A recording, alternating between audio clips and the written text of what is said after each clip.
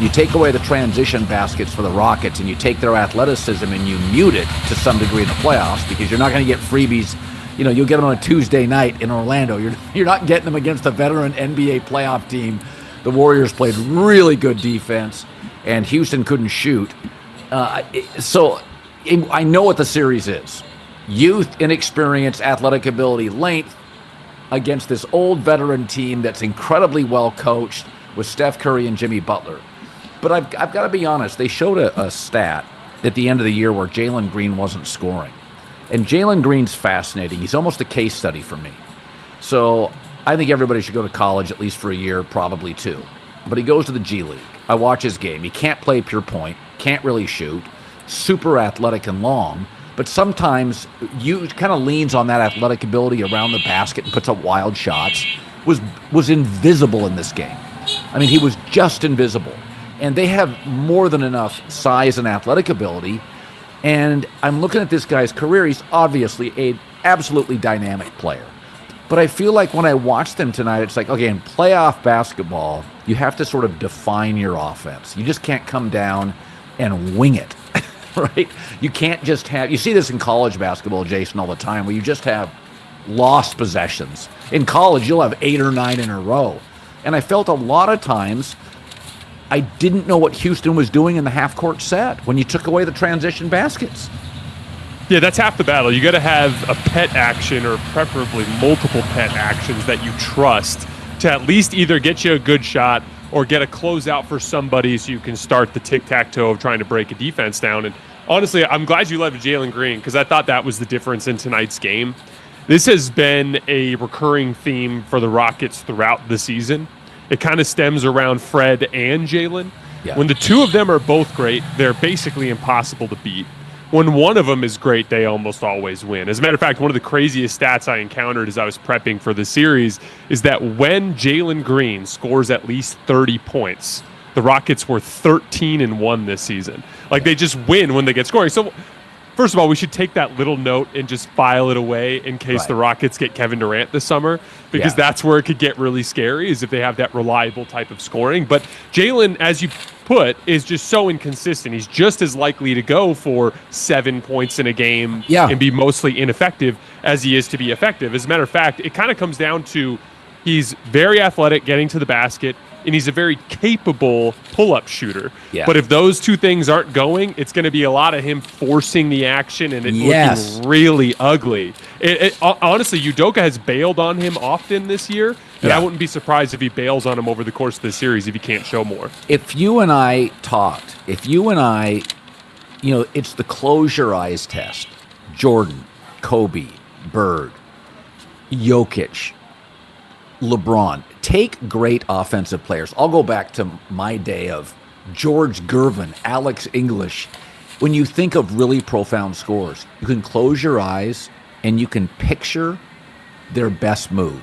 There's certain stock foundational moves Michael went to. He had about 4, and it's just like he could get 26 in his sleep. Kobe was more creative with fewer stock moves. He was more creative than Michael with better range. But there were certain things Kobe liked to do. Jalen Green's athletic. Like, I feel like he has to develop 2 or 3 foundational moves that he just uses. And it's not a knock. Steph, Chris Paul.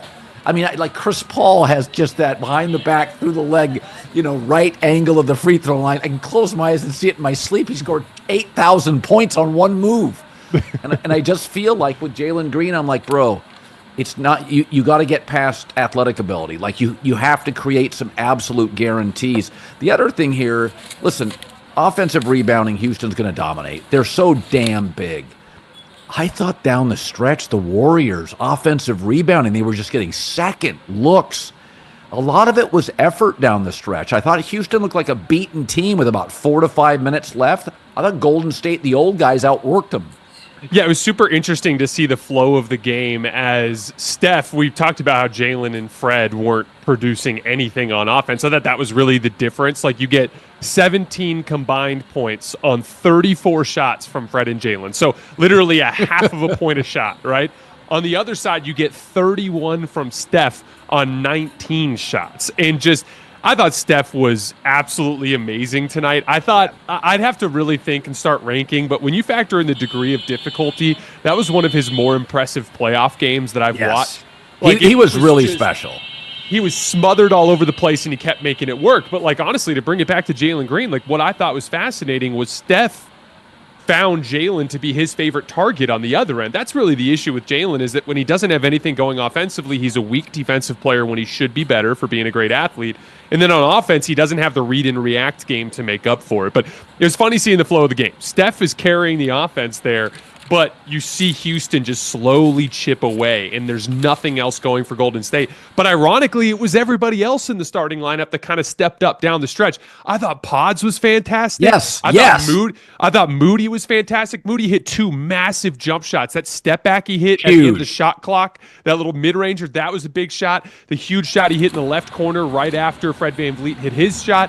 They just had a response for everything. Jimmy Butler did some beautiful matchup attacking down the stretch. They were brilliant defensively. You saw a really cohesive Warriors starting unit down the stretch. And honestly, if there's one thing to take away from the Jimmy Butler trade, it really just lined up their best 5 perfectly. They know who their 5 is, and it just crystallized all of that, and it ended up working out. I actually thought it was interesting that they didn't try Kuminga tonight, especially considering how poorly they were rebounding for stretches. But at the same time, like, you got steady, mistake-free basketball down the roster, which I think is what Steve Kerr was shooting for to avoid Houston getting out in transition. I mean, you could argue if you combine these two rosters, the most athletic guys are Jalen Green, Amon Thompson, and Jonathan Kuminga. None of them did anything tonight because, I mean, seriously, Jason, because that's playoff basketball. You don't get the easy transition baskets. You're going to play the same team over and over. You get the best coaches. So you don't get cheap points, which, listen, we've always known this. They were talking about this on the broadcast tonight, is that they're not going to blow the whistle. It gets very physical. I mean, you could see the Warriors late in the game, pushy, chippy, and the 3 most athletic guys in these two, you could argue the 3 most athletic guys didn't do anything tonight. I did think Pods, again, he's not a kid. Played a couple years in college. Now, I think this is his 2nd year in the NBA. So, he's the classic example where, he's not this 5-star recruit who they rush through a G League or rushes. And what does that mean? He really has a place. Pods really has a place in this offense from what I can see. Sorry to interrupt this great video, but please remember to like and subscribe. Thank you. Now back to the video. Yeah, I was talking with my buddy Sam Esfandiari about this over the course of the last week because we've been amazed to just see over the years how often Steve Kerr has been right about who is a winning basketball player. Like, for instance, like Ty Jerome, who was incredible today for the Cavs. Yeah. Like, that was a guy that Steve Kerr had a lot of trust in. Brandon Pajemski, there were some downs, Colin, over the last couple of years where Warriors fans really wanted to bail on Brandon Pajemski, and Steve Kerr just never gave up on him because he believed in him as a winning player. The reverse happened with Kuminga. There were stretches where there was a stretch last year where it was like a half dozen games in a row where Kuminga went for 20 plus. And it was like, oh man, we might have a future all-star in our hands. But Steve Kerr saw through it and was like, there's not a lot of replicable winning basketball that I'm getting out of this. There's so much emphasis in that organization on bringing in like the right types of dudes. And like Pods, the way he impacted winning down the stretch was actually really fascinating because it wasn't through any sort of, super talent-based type of play. It was just smart basketball. He beats a closeout against Jabari Smith on the left wing, traps him on his backside, baits Steven Adams into stepping up, and throws a perfect bounce pass to Gary Payton, who gets the easy layup under the basket. The play where Jimmy Butler got the putback, or I think it was Draymond actually got the putback. Yeah. Pods didn't even get the putback. He just came flying in and hit the basketball. But he kept it alive long enough for it to pop right into Draymond's hands and to go into the basket. He just does the right thing every single time, which creates an environment of factors that Steve Kerr can depend on to elevate the situation for his stars to carry him over the top. I think they just always seem to find these guys, Colin. It's crazy. It's an organizational thing for them. Well, and, I was thinking about Jimmy Butler, who finished 42 minutes, 25 points, 42 minutes, and he plays both ends. And I was thinking about this watching Jimmy Butler, is that he's a very intentional basketball player. Like, you remember his points. And I always said this about Andrew Wiggins. Like, he'd score 26. I didn't remember a bucket. And like Jimmy Butler can score 16. I remember all of them. It's like he's just an intentional player. And there were a couple of times tonight where, they were in the control of the game. I mean, that's after that second quarter of basketball, it's like, oh, Houston's in trouble. Like, they're completely out of rhythm, which the Lakers were. We'll get to in a few minutes. But the difference is the Lakers, you kept thinking, oh, I've seen them in rhythm. They'll be good in the half court. They never were. Whereas with Houston, you're like, oh, this is a problem. Like, they're just not. They're young. They're long. Jalen Green is lost, and now he's a little panicky. But Butler, this is where I love analytics, but sometimes I just need a bucket. And there were about 3 to 4 times tonight with Jimmy Butler, and it's like, no, he's not going to shoot a three. He's just going to work a guy and give you that right angle free throw line. And in playoff games, so much of it is the games are sold out. The crowds are lubricated and completely into it. This is not people arriving from work late on a Wednesday or a Thursday. These are Saturday, Sunday games. Everybody is there. It's almost like tailgating in the lounge. You go to your seat. They're loud. And those 10-point lead go down to 4 really fast. And Butler just ends. He just gets you. He's got that Kawhi thing. It's not about three. Sometimes you just need a basket to quiet the crowd. And when I watch him, I'm like, that's just playoff basketball. He's just, he really senses, oh shit, the crowd's back into it. This is a really big possession. And I think Draymond does that, and Steph feels that. And I saw the Warriors do that half a dozen times in the second half tonight. You could just sense, hey guys, this is a huge possession, even though we lead by 8. To your point, every single time Houston got it to 4, got it to 3, the Warriors would go like stop bucket, and it would be back up to 8. Like they always were able to regain control of the situation. You were talking about go-to moves earlier with Jalen Green. That is like Jimmy's patented go-to move, is the hard in and out dribble with the right hand to step back towards his right hand side. He added that back in Minnesota, and I remember that was the reason Philly traded for him. They were like, we need a guy to get us a bucket. And then it was like the first or second game after he got traded there, he hit a game winner on that exact same move off the right wing. That's Jimmy's go-to move, is he can just do a hard in and out with that right hand to get some separation. And again, to your point, you practice that shot so much, and then when you end up in these situations where it's like you've got to create something out of nothing, it's great to have a staple, something that you can depend on that's going to give you a decent shot at knocking something down. And you talked about the 3 versus mid-range thing. When you get into a large sample, that extra point matters because you're, over the course of 100 shots, if you get an extra point, then, that can make a huge difference, right? But at the end of a game, no one cares what your per 100 efficiency is. It's about that possession. You got to get a bucket on that possession. Yep. And if Jimmy can hit that step back at 50%, that's actually a better shot in that situation than even a Steph 3 that's 39%, right? Because there's a 61% chance that it's going to miss. And so It's really nice to have a big forward for them that they can go to in those situations that can create a shot that has a little bit less variance closer to the basket. So I picked, I think I picked the Rockets in 7 in this one. And I don't want to overreact, but there were things I saw tonight. Like Ime Udoka, obviously, this is the playoffs. The Lakers, obviously, you're going to get a much more physical, intense Laker team in Game 2. But there are some things I'm not sure they're correctable. I think the Rockets staff has lost confidence in Jalen Green, and that's a problem. Nobody in LA has lost confidence in Austin Reeves because he didn't play particularly well. So, I mean, I don't know. I just watched that game tonight, and I'm like, man, Jalen Green is a non-factor and is a little bit wild now. And like he had a couple open looks in the second half. You're like, oh no, he didn't want to shoot. Like he doesn't trust this at all. It's hard to snap out of that in a series. So I'm going to watch one more game, but I think I was on the wrong side of this. Do you still like the Warriors? I still like the Warriors. I want to say this though, Colin.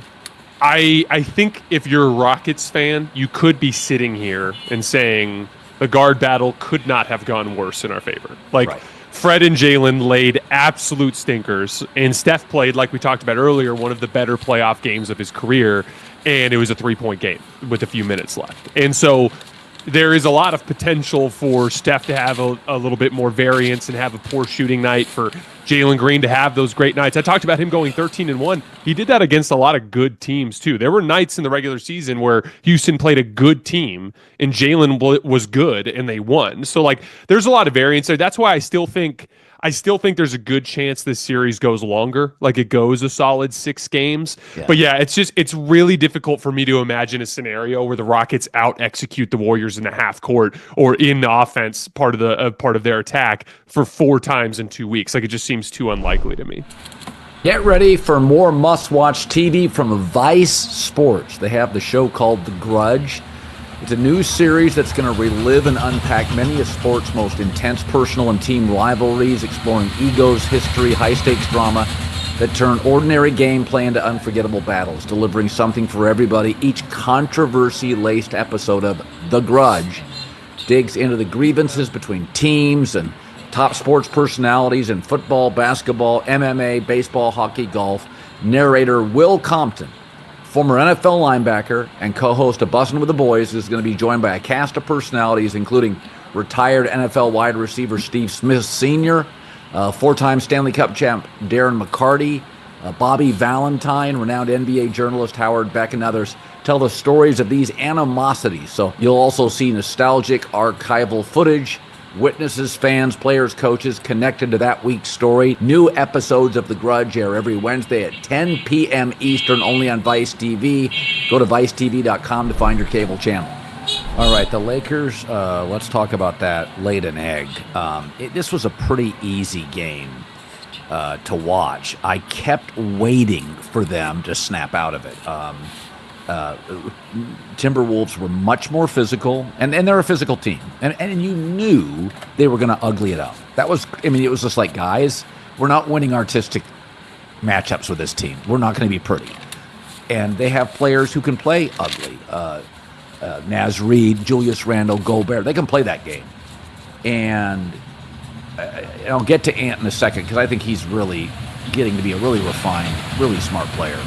But I was really shocked by the lack of energy.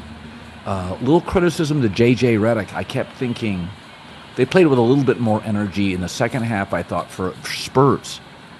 But, I mean, this was, in football terminology, this was kind of a butt-kicking, like physicality, intensity. Minnesota took it to the Lakers. They just were a much more energized team. And little surprised the Lakers didn't shift into another gear. I really never felt they were the more physical team. They didn't even fake it. Were you surprised by that? I was super surprised. This Lakers team has always had a little bit of a tendency to have, inconsistent intensity from game to game, but I've always felt like championship teams know when it's time to go. And I would be lying to you if I said I wasn't super discouraged that, like, you look at a team like OKC that is just like, we're going to come out and we're going to embarrass Memphis today, because this is step one of this 2-month-long journey where we're trying to get the trophy. And there were 3 teams I watched yesterday, or I should say over the weekend, that looked like really unprepared for playoff intensity, and it was the Bucks, the Grizzlies, and the Lakers. They looked just really unprepared for the intensity, stretching even down to LeBron and Austin. And so I want to start here. I want to give credit to Minnesota. I thought they threw an incredible punch yesterday. I thought Ant was super measured and didn't play into the game plan, making stupid forced decisions around the rim. He took the kick-out opportunities that were there.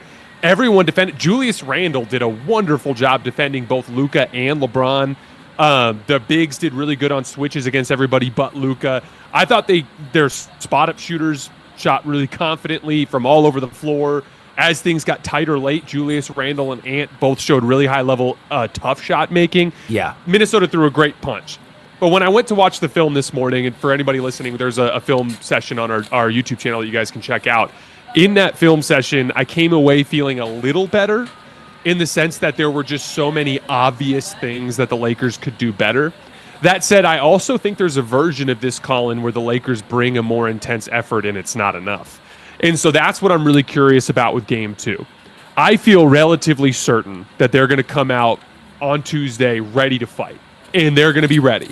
And I'll have my eyes on that first quarter, because if the Lakers come out and they control things, and it's like, here we go, this is our team, this is what we look like when we're engaged, and we're better than these guys and we can show it, I'll feel better about kind of chalking up what happened Saturday night as a lack of intensity, a lack of being ready. But if it's halftime, Colin, and Minnesota's up by like 3, and LeBron and Austin are still struggling, that's where I'm going to be sitting there like the Lakers are in a world of trouble. Because this is, as we saw in the Denver series last year, the Minnesota physicality never lets up. It just keeps coming until the end of Game 7. And you have to find a way to survive it. Yeah, I mean, listen, Denver didn't have a good first half. Boston didn't have a good first half. The Knicks did not have a good first half. Like, it happens where the favorite comes in, or a team that's, got a ring, and Denver comes in, and, the Clippers outplayed them, and the Pistons outplayed the Knicks early, and Orlando, Van Carroll's a great player. Oh, yeah. Just a great player. Now, he, by the way, has a couple of stock moves. Like, there are things he does consistently every time I watch him play. And the half court, he's a really good player. Mm-hmm. Also went to Duke, had great coaching, briefly, but great coaching. But I just kept waiting for the Lakers. Let's throw this out there. This was J.J. Redick's first playoff coaching game. And Chris Finch is a veteran, and Chris Finch is a really smart guy. And I said this yesterday on my postgame, that Minnesota is a highly functional and well-coached Memphis, where you've got a defensive presence at the rim, Zach Edey and Gobert. You have a hyper-athletic star in Ja Morant, and Ant. Ant now is separated, I think, of the two players, much more mature. Then you have kind of a physicality with length. You have kind of a tough guy in Julius Randle. Memphis has a couple of tough guys. Bane, so a physical presence. And the difference is Minnesota's more mature, and they're better coached. And I think Ant's really become a refined player. Like, it was funny. They led by 11 at half. He had 8. And it was just like, I thought the word you used. He let the game come to him. He's a very measured player now. And it's like, and I think that's really hard. I think that's hard when you're in that, you're in those prime early show-off years where you can do a lot of things. Your energy is through the roof compared to half the guys, the veterans you play. And I think that comes down to a kid. Every time I watch Ant, every year, Jason, I see a better player. And I don't with Ja Morant. With Ja Morant, I'm like, okay, I know you're athletic, bro, but your shooting's getting worse. I think Ant's really becoming, I guess this is the way I would put it. I can see the work Ant puts into his game, and I can see with the staff, the work they put into Ant in the offense. I can see it. To your point, these two guys faced off in a playoff series in 2022 where Ja looked like the better player. And what has happened since then? Ant has demonstrably, massively improved year over year, and Ja, I'd argue, is worse than the player he was in 2022. Yeah. He's not able to inflict himself on the game the way he used to. Again, the Grizzlies are a whole other thing.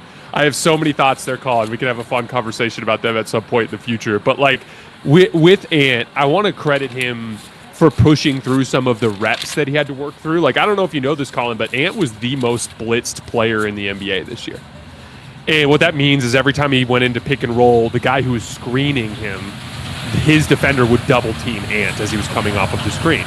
So one of the reasons why they're not blitzing him for the reason you blitz Steph Curry. You blitz Steph Curry because you don't want Steph to get a 3 coming off the screen.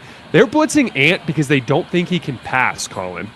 They're double teaming Ant at the end of games because they don't think he can pass. It was the narrative all season. Coming into this series, it was all everybody would talk about. And so I want to give Chris Finch some credit here too, because I think him and his staff literally went up to Ant and they were like, you cannot shoot your way through this series. You have to pass your way through this series. And I thought he did a wonderful job letting the game come to him. He wouldn't take a 3 early in the game. He was letting the game come to him. But then all of a sudden in that second quarter run, in the third quarter run, he starts letting it fly in transition as the momentum is going. He started to get aggressive when the game called for it, but he just took what was coming to him there in the first half. And I just thought he's, we've talked a lot about where Ant ranks in the league, and at the beginning of the season, I put him at number 5, and that might have been too high at the time, but really, Colin, is he not the 5th best player in the league now? I mean, Tatum and Giannis and Tatum and Giannis and SGA and Jokic are the top 4. Luka hasn't really been able to regain his footing since he got hurt earlier this year. I don't know of a player who's playing better basketball other than Ant. Maybe Steph. There's Ant's crawled right back up that list after getting kind of criticized all year for not managing those double teams very well. All right, baseball season's in full swing, and Game Time makes getting tickets really fast and really easy. Just download the app. The prices on the Game Time app go down the closer it gets to the first pitch. Great last-minute deals, all-in prices, views from your seat, lowest prices guaranteed. So it just takes the guesswork out of buying Major League Baseball tickets. My family, I live in L.A., they've already done it several times with the Dodgers. I don't need to wait until the All-Star break to see All-Star Baseball with the Dodgers in town. And you want to see Shohei, Freddie Freeman, Mookie Betts and company, we use Game Time. Game Time Picks makes last-minute ticket buying easier than ever. It quickly highlights the best deals in the stadium. So with Game Time ticket coverage, your purchase is covered with the most flexible customer service policy in the entire ticketing industry. So it just takes the guesswork out of buying tickets. Use Game Time, download the app, just create an account, use my name, the code Colin, COLIN. That'll get you $20 off your first purchase. Terms apply. Again, download the app, create an account. The redeem code is COLIN for $20 off. Last minute tickets. Game Time app. Lowest prices guaranteed. Yeah, it was such a strange game because it just lacked. You watch, and let's talk about the Nuggets and Clippers. That game was great. Oh yeah. And I mean, the intensity of that game from the first minute was just insane. And I really thought I picked the Clippers, I think, in 6 or 7 games in this series. Better coach, better defense. I thought they'd, and by the way, I think I still like the Clippers. But I thought what's funny about Jokic, he's not a very good defender. But I was thinking about this. I went on a long walk today, and I was thinking about that series in the game. Is that historically, it's not just that he scores. He rebounds. He's got the ball in his hands. You cannot ask a 7-foot guy that's 265 to, honestly, carry the offense, including the ball handling and the passing. Kareem could score 30. He wasn't handling the ball, right? And so it's like Jokic isn't. He doesn't put a lot of effort. I mean, Harden blew past him about 6 times in the first half. But I will say this. In the last 5 minutes, he does lock in. He's not a great defender. But the last 5 minutes of the game, everybody on the Nuggets was playing real defense. They were locking in. He was putting bodies on people. But as I watched Jokic, I'm like, listen, man, look at the size of him. Nobody asked Kareem or Shaq or Hakeem to bring the ball up, set the screens, direct traffic. I almost give him a pass defensively because I do think late in games, he's much more engaged on that end. I thought he was pretty great on defense for the entire second half of that game and most of the second part of the second quarter. There was a timeout right when the Clippers went up, I think 51-36. And Jokic came out right out of the timeout and just started pressuring the heck out of Zoo and was just flying around making extra efforts. And he was brilliant in his pick and roll defense in the second half, getting deflections, forcing turnovers. And while I agree with you, Colin, that it's ridiculous to ask Nikola Jokic to be the most high usage player that we've seen really in recent NBA history, while also having to be such an important part of their defense, it is a lot to ask. And I totally agree with you, but the Nuggets need him to be if they're going to win. And to his credit, that's what he was. It's what he became in the second half of that game. And I also thought he did a really nice job of just taking what the defense was giving him at late in the game. He was trusting Russell Westbrook repeatedly over and over again on these kickouts and on these cuts to be the guy that can make the defense pay for ignoring him. And I just thought Jokic was amazing. And honestly, Colin, I will never change my pick after one game. I'm with you. You need to get 2 games worth of evidence. But I was really disappointed in the Clippers and their overall just kind of connective playmaking.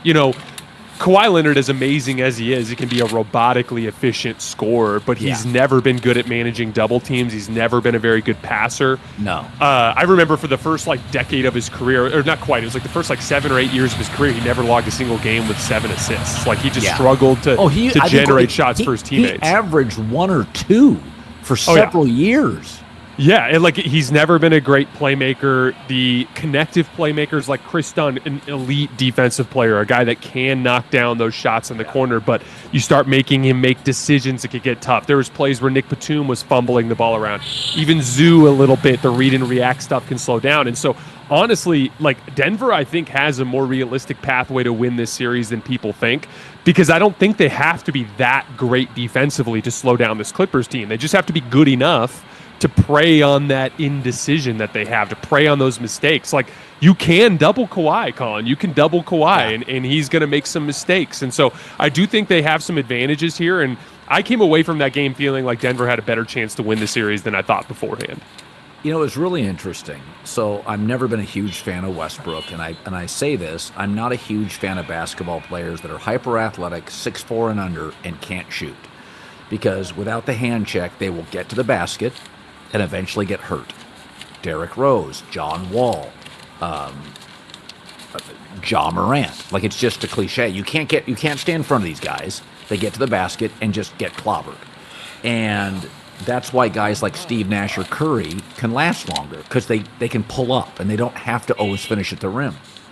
And Westbrook, when they put him in late in the game, the announcer said, it's the full experience with Russell Westbrook. And he did not shoot well. He hit a big 3. But I got to tell you something. The one thing I will defend him forever, when he's on the floor, he's on the floor. He jumps. His energy is profound. I mean, he is a tremendous rebounder for his size. He plays way bigger than his size. And I came out of that and I'm like, listen, man, he didn't shoot well. He had 1 big 3. He was a big deal down the stretch. He's just going so fast. He doesn't have a ton of self-awareness. I mean, he's kind of like blinders on. I'm going to the basket. And you're like, Russ, no. Situationally, sometimes he can drive me crazy. I thought he was so important down the stretch for them. The biggest weakness that Russ has had in his career is he only has 1 speed, and that's just balls to the walls, at 100% intensity. He doesn't know how to play any other way, and so that just manifests in a lot of mistake making, but it also can manifest in a lot of playmaking. Yes. I thought, there's always this scale with Russ where it's will the damaging plays outweigh the good plays that he makes? That's exactly right. And that game yesterday was such a perfect example of what happens when the good greatly outweighs the bad. He was fantastic down the stretch of that game. He straight up bullied Kawhi Leonard one-on-one and got an offensive rebound putback. He had the big steal at the end when the Clippers cut it to 3 and they had a chance to tie the game at the end. Hits the big 3 in the left corner, repeatedly found himself available as a cutter under the basket with Jokic. You mentioned the rebounding. I think Russ is one of the better defensive playmakers in the NBA. He is not a disciplined defender. He will make a lot of mistakes and he'll gamble a lot. But if he gambles and gets right a couple times in a row, they can be massive momentum swings. And dating all the way back, Colin, that first year that he went from the Lakers to the Clippers, before Kawhi got hurt, if you remember, in that first couple of games, the Clippers looked really good against the Suns. Kawhi was kicking KD's butt head-to-head, and Russ was amazing. He was a wrecking ball in the early part of that series, did an amazing job defending Devin Booker because he's just this big athlete that just never has an off button, and he can be a devastating playmaker. The key is keeping him in a very small role. And that's the beauty of what the Nuggets can do with him, is they can keep him in a very small role. They could even be like, hey, Russ's head is not in it tonight. Sit him, bring in Michael Porter Jr. They have the ability to play Russ when he's hot and to pull him when he's not. And that's the flexibility you need to benefit from that playmaking. I thought one of the things that was great about that game, there were so many years in the NBA. Harden and Kawhi. The center for the Clippers, 10 years, I think, isn't it? For Zubac. For Zoo? Yeah, it's 10 Yeah, he's years. been in the league for a while. Yeah, Lakers, Clippers. Jamal Murray, Jokic, Michael Porter's been around. Christian Brown's a young guy, obviously. Batum's been around forever, and it was really cool. It was a veteran NBA tug of war. Both rosters knew they're going to let us play. They're going to let us play. Like some of these young teams, like they're like, whoa. There's no whistles. Like it's like, it's just a whole different ballgame. You and I have discussed this. Like they're just going to let guys play, and the further you go, but it was like the Clippers and the Nuggets was like that was grown-up men's basketball. First, everybody knew they could push a little more, and they could lean on you a little bit more, and the physicality just. I was just sitting there. I didn't miss a second. I thought this is great basketball, and I said this. You have to understand, in football or hockey, you can't take a playoff. You can get hurt. In baseball, it's pitcher against batter. Nobody wants to be embarrassed. There's an intensity that's guaranteed between the pitcher and the batter. But in basketball, there's a lot of games, and these are big bodies. And if you've ever seen a retired 6'10" NBA player, they look like they got tackled. They're just walking. They have bad backs. And it's like, you cannot expect these guys to play 38 to 44 minutes, 82 games in the regular season and play with this kind of intensity. They're traveling constantly. But you get into the playoffs, and Denver and the Clippers was like, oh, snap. First possession. And it's like, I think it has the makings of an incredible series. Just all these veteran players. I don't know. I just sat there and I was like, damn, this is great basketball. We know how everybody plays. Like, we know Kawhi's game so well now. We know James Harden's game so well now. We know what the Murray-Jokic two-man game looks like. Aaron Gordon, what he can do. I think the most fascinating chess match, so to speak, of this series, or like kind of subplot of this series, I do think the Clippers are more talented. I think they're top four. Yes. when you factor in all that stuff. I think that the Nuggets looked like the smarter team in that game. Now, this is an interesting example of how it can come down to the players, because David Adelman, obviously a rookie coach getting his first opportunity. We have Ty Lue, who's a championship-winning coach, who's well-respected as a top-5 coach in this league. But you get into the game, and it's like Aaron Gordon has James Harden on him, and he just knows all these little ways to punish James Harden for not having the size. And the Nuggets know when Aaron Gordon has that type of matchup, how they can capitalize on it with his offensive rebounding or in two-man game with Jokic. They know, like, even Jamal Murray, it's like, oh, his mid-range jump shot was just terrible in that game. He could not buy a mid-ranger. Right in clutch time, he just switches to taking threes and hits two massive threes down the stretch. The two-man game with Jokic and Murray was so effective down the stretch that the Clippers started triple-teaming it. They brought a third defender over every single time. They knew how to get the ball to Christian Brown. They knew how to get the ball to Russell Westbrook. The Nuggets are just so sure of how they want to play every single possession. Yeah. That, like, they are just more reliably going to get to their ceiling than the Clippers, who I think can suffer from a little bit of inconsistent basketball IQ on the roster, and they can have more variance in their performance. And there will be games where the Clippers just look like they outgun them, because it's like Zoo has 25, Harden has 27, Kawhi has 30, and Norman Powell pours in 18 on 6 for 6 from three. They'll have games like that, but I think that they'll have more variance throughout the series, because the Nuggets, I think, are a little bit smarter. Well, I also think there's an advantage, Jason. Like when you have an elite scorer, Jokic, SGA, Jason Tatum this year, like Luka, the advantage is if a play gets loose, if it's a possession, the ball gets kicked around, you know who get the ball. You know who to get the ball to. Like the Warriors had a couple of bad possessions, and here comes Houston back. It's like, okay, every guy running up the court, it's like, let's get it to Steph. Let's get it to Jimmy. And like Houston is just athletic. And it's like, well, Fred VanVleet is not playing well. And Jalen Green's lost. Now, obviously, they're big. He from Turkey is just a fantastic player. Sengun is a fascinating player to me because, first of all, very highly skilled. He's got beautiful touch. I mean, it's just crazy how easy he makes the game look from like 8 feet in. It just both hands. It's like, God damn, that guy. And he was like the 16th pick or something. He was like middle of the first round. But I guess going back to the point is, I think the reason Denver, when you have Jokic or Oklahoma City with SGA, it's like anytime you're kind of sputtering, it's just, okay, everybody walking the ball up the floor knows where you're going. And I thought Houston was kind of paralyzed by, they didn't trust their backcourt. Like, who's taking shots? And you just watch, it's almost a panic when I watch Houston late in this game. It's like they're not sure who to go to. And I thought Denver down the stretch really knew who to run the offense through. The NBA 82-game grind is done. Now the real fun begins. The NBA playoffs. Love it. They're here. Time for drama, clutch moments, Steph Curry, LeBron, jaw-dropping plays. I can't wait. If you're looking to make the playoffs even more exciting, DraftKings Sportsbook has you covered. They're the official sports betting partner of the NBA. Playing games all the way to the finals. Now's the time to back your favorite players and teams as they chase glory. So all season long, DraftKings has been the go-to spot for NBA player props. That doesn't stop now. If you want to make your playoff experience even more intense, try placing a bet on your favorite player's performance. Will they drop 30, 40, who knows, or more? It's your call. If you're ready to place your first bet, download the DraftKings Sportsbook app. Takes 90 seconds. Lock in your bets, and let's make the playoffs unforgettable. Here's something special for first-timers. DraftKings customers that are new, bet $5. That's it, $5. And get 200 in bonus bets instantly. Just make it a playoff run to remember with DraftKings. Download their Sportsbook app.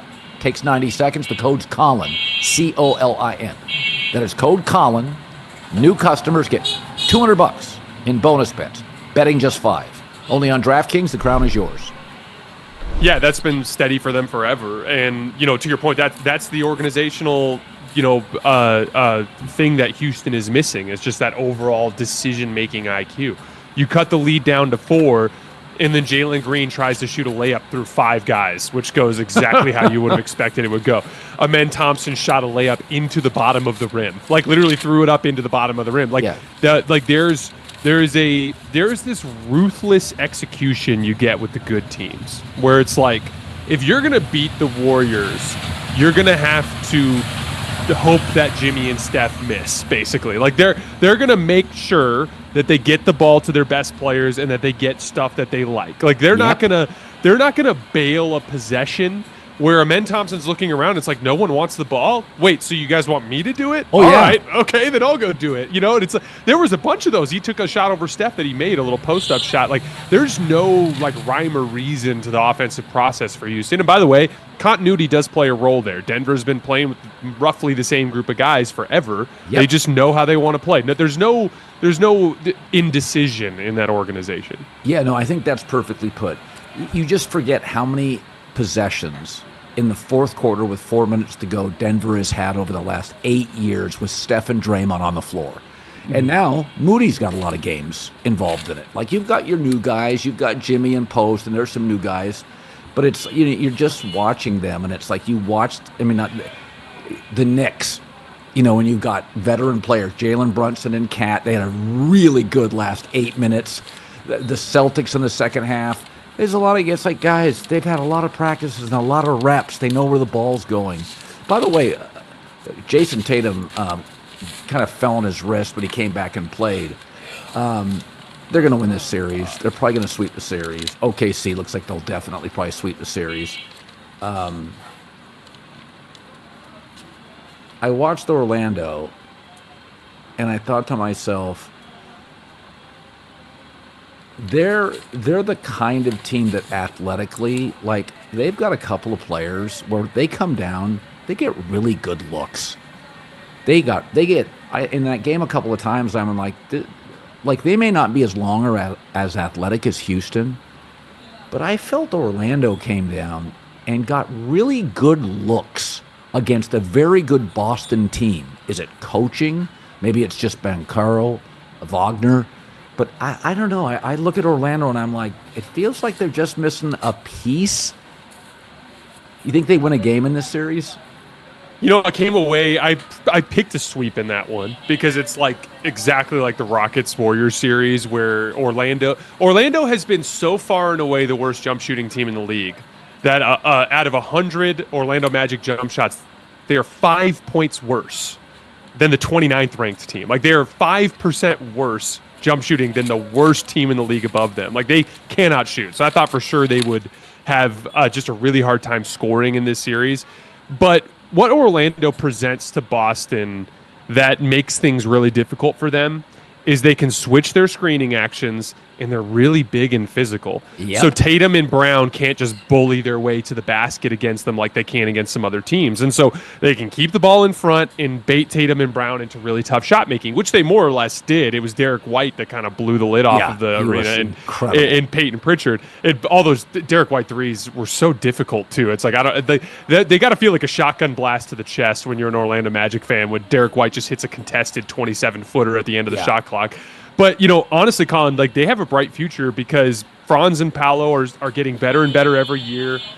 Jalen Suggs is out of the lineup right now with an injury. Jalen Suggs, when healthy, is the best guard defender in the league and a guy that is a very effective two-man game partner with Paolo Banchero, setting inverted ball screens and slipping out of it. Imagine him as like a combination of KCP and Christian Brown.